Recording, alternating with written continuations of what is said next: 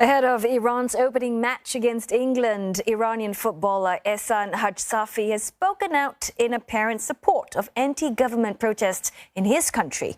He says conditions there are not right and players should be the voice of those suffering. Mr. Hajsafi is the first member of Iran's national team at the World Cup to publicly speak about the country's domestic affairs. Well, since protests erupted in Iran, several athletes have expressed solidarity with anti-government demonstrations over the death of Mahsa Amini. The 22-year-old died after being detained by Iranian morality police for allegedly improperly wearing the hijab. And for more, John Beaver joins us from Swansea in the UK.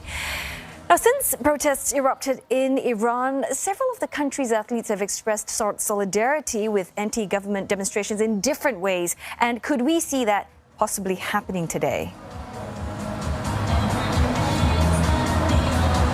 Yeah, I think we absolutely could. As you say, we've already seen some protests from the Iranian football team. They covered up their badge in some of the matches ahead of the World Cup. That was seen in a country that clamps down on any form of protest at all. That was seen as a very big moment. So that's certainly something we're going to be looking out for today. FIFA, who run the World Cup, have come under huge criticism for trying to tell people just to focus on the football and to ignore everything else when it comes to human rights abuses. The papers here in the UK today, obviously full of stories about the football, but it's interesting to see how much of the coverage is dominated as well by conversations to do with protesting. So a lot of people are going to be looking out for the Iranians to see if they're protesting what's going on in Iran.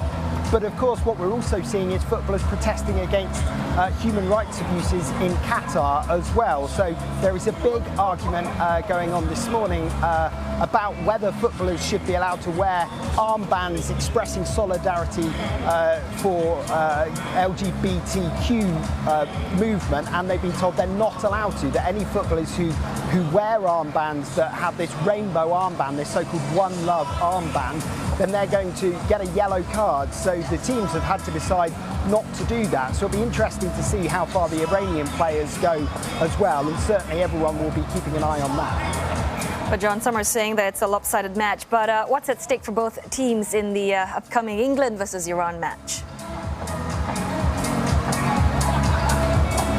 Yeah, well, it's absolutely crucial, isn't it, that when you start a game like this, you really have to start well in order to lay out what you should be achieving for the rest of the World Cup. England are the heavy favourites going into this match.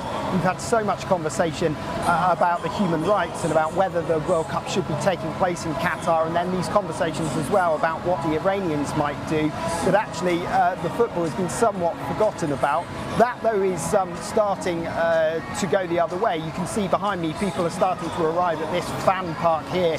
Everyone very interested in whether England are going to do well. As well, worth mentioning that Wales are in the World Cup for the first time since 1958. They play the USA later, so all eyes will be on them to see if they can make a return to winning ways in the World Cup after so long out of it. Well, we'll be looking out for that match. Thanks very much, John Beaver, reporting to us from Swansea, England.